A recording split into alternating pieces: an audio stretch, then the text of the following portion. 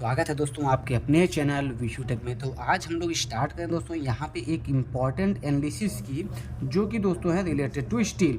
तो सबसे पहले यहाँ बड़ा क्वेश्चन होता है दोस्तों कि जब भी हम कंक्रीट कंस्ट्रक्शन का काम करते हैं तो हम उसके साथ में स्टील का यूज करते हैं, जिसको हम लोग क्या बोलते हैं दोस्तों, रीबार बोलते हैं। तो इस केस में दोस्तों हम लोगों को ये यहाँ पे एक चीज़ जरूर ध्यान देनी है दोस्तों कि ऐसा कभी मन में आता होगा कि why we use rebar only with steel, मतलब हम लोग स्टील को ही क्यों यूज करते हैं कंक्रीट में। ऐसे दिमाग में कभी ना कभी दोस्तों क्वेश्चंस जनरेट होते होंगे।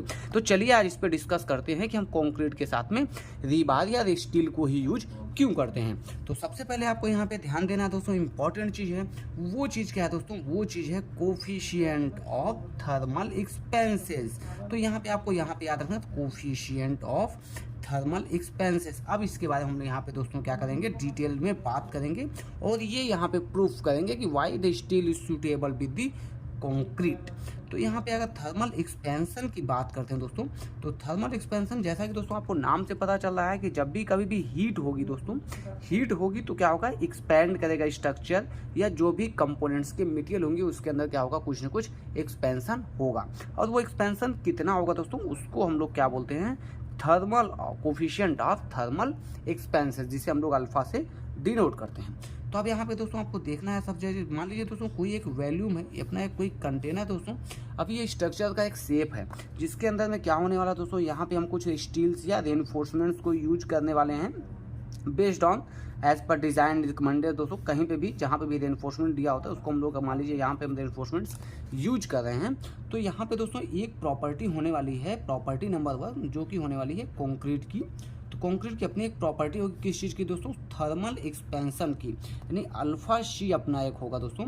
सेकंड एक स्टील की कोफिशिएंट ऑफ एक्सपेंशन होगा दोस्तों, वो क्या होगा, अल्फा स्टील से हम लोग इसको यहाँ पे डिनोट करते हैं। अभी जब इस स्ट्रक्चर पे दोस्तों क्या होने वाला है, धूप होने वाली है या किसी कारण से दोस्तों यहाँ पे क्या होने वाला है, एक्सपेंशन होने वाला है स्ट्रक्चर में। अगर इस स्ट्रक्चर में कुछ एक्सपेंशन होगा तो अगर स्ट्रक्चर्स में एक्सपेंशन हो रहा है तो दोस्तों अगर ये प्रॉपर्टीज़ अलग अलग हैं तो यहाँ पे डेफिनेटली दोस्तों क्या होगा, कुछ ना कुछ क्रैक्स जनरेट हो जाएंगे, कुछ ना कुछ यहाँ पे शियर फेल्योर्स के प्लेन बनेंगे दोस्तों।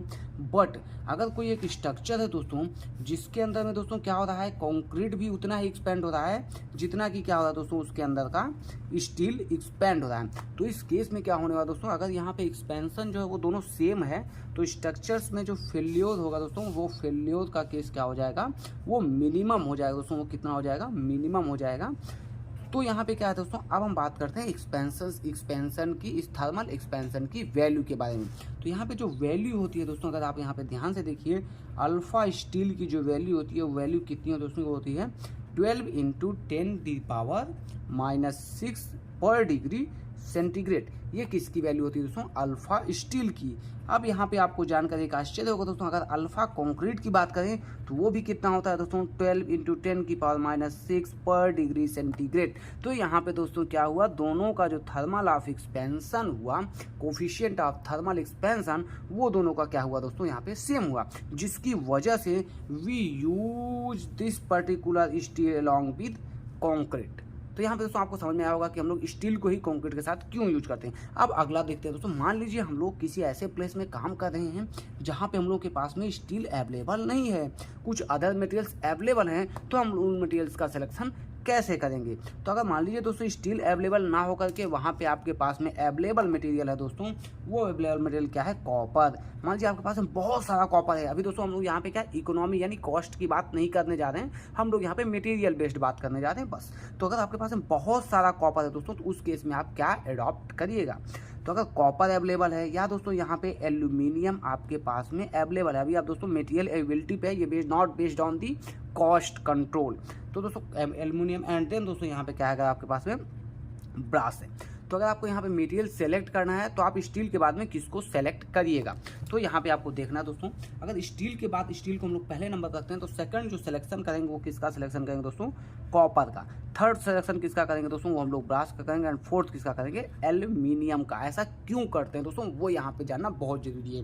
जो थर्मल एक्सपेंशन की अगर यहाँ पे कोफिशिएंट ऑफ थर्मल एक्सपेंशन को अगर हम देखते हैं तो सबसे पहले फोर्थ नंबर में सबसे ज़्यादा हो दोस्तों, फिर थर्ड नंबर का सबसे ज़्यादा, then second and then first. आपको ये सीक्वेंस यहाँ पे याद रखना बहुत ज़रूरी है। अब इसको याद रखने का तरीका भी है दोस्तों, जैसे फोर्थ में क्या है दोस्तों, एल्यूमिनियम, थर्ड में क्या है दोस्तों, ब्रॉस, कॉपर किस में, सेकंड, एंड फर्स्ट क्या है दोस्तों यहाँ पे, स्टील।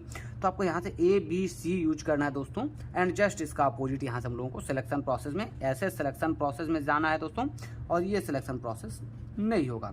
मतलब स्टील के बाद हम लोग क्या यूज कर सकते हैं, कॉपर भी सेफ्टी फैक्टर दोस्तों, देन हम लोग यहाँ पे ब्रास, एंड देन यहाँ पे क्या हम लोग यूज कर सकते हैं, एल्यूमिनियम। तो ये आपको ये जो सीक्वेंस है दोस्तों, ये आपको ये सीक्वेंस याद रखना मोस्ट इंपॉर्टेंट, बिकॉज दोस्तों ये ना केवल कंस्ट्रक्शन में यूज किया जाता है बल्कि कॉम्पिटिटिव एग्जाम्स में बहुत सारे टाइम्स ये सीक्वेंस को पूछा गया है।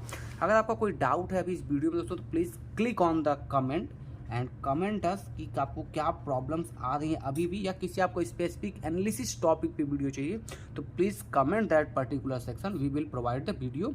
And thanks for watching this video. Please like, share and subscribe our channel Vishutech if you are visiting first time on our channel. Thank you so much for giving your precious time. Thank you.